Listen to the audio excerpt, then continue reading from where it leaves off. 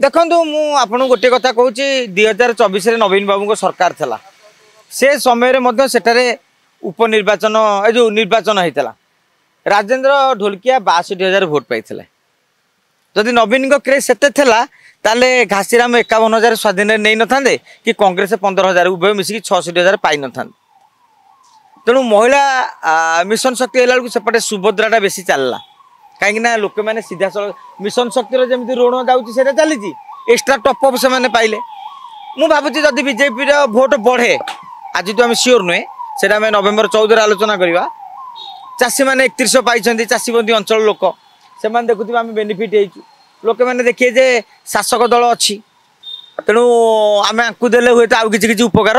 पाइबू किसी साधारण लोक देखिथे आम बीजेडी की कांग्रेस को देले बीजेपी लोक मैंने आम उपर दाऊ साधती दाऊ साधि पारे तेणु किसी भयर किसी 10-15,000 भोट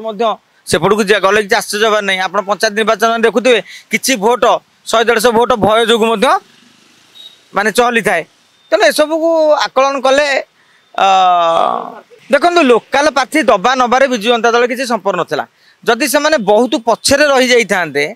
30-40 सीमित आम कहीपर था लोकाल प्रार्थी जो यह लोकाल प्रार्थी लाभ कौन होता कहीं जो बड़ बड़ नेता था 20 वर्ष धरिकी राजेंद्र ढोलकिया जिते मुख्य थे माने बीजेडी राजनीति करते बड़ नेता मैंने आप देखिए राजास्वाई कन्स्टिट्यूएंसी से सेकेंड लाइन नेता कहीं नथिबे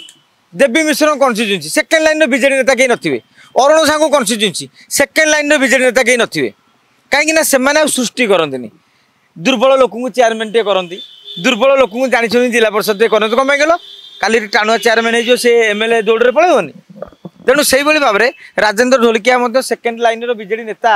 जोड़ा मो भाया टक्कर देला थब जड़े कहीं सृष्टि कर बरं चापिदेव ना ठीक से भाव में सेठी जी नेता थे समस्त जिला परिषद लेवुलर लोक समस्त हाथ में अति बेसी 4-5,000 पकेट भोट थाईपे आपड़ कहे स्नेहागिनी हाथ में 4-5,000 पकेट भोट नाला किंतु से एक्स ठिया वाई विरोध करता वाई ठिया जेड विरोध कर संभावना था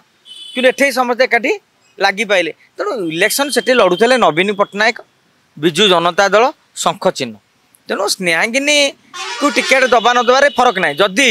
जय ढोलकिया बीजेडी लड़ू था आज स्थिति अलग टाइप होता घासीराम माझी यदि बीजेडी की जाते कि जदुमणि बाबू बीजेडी की आई था आउ गोटे प्रकार लड़ाई आप देखा पाई था। जदि आपंक आम भिडी भल लगा तेब आम चैनल को लाइक शेयर और सब्सक्राइब करने को जमा भी भूलु ना।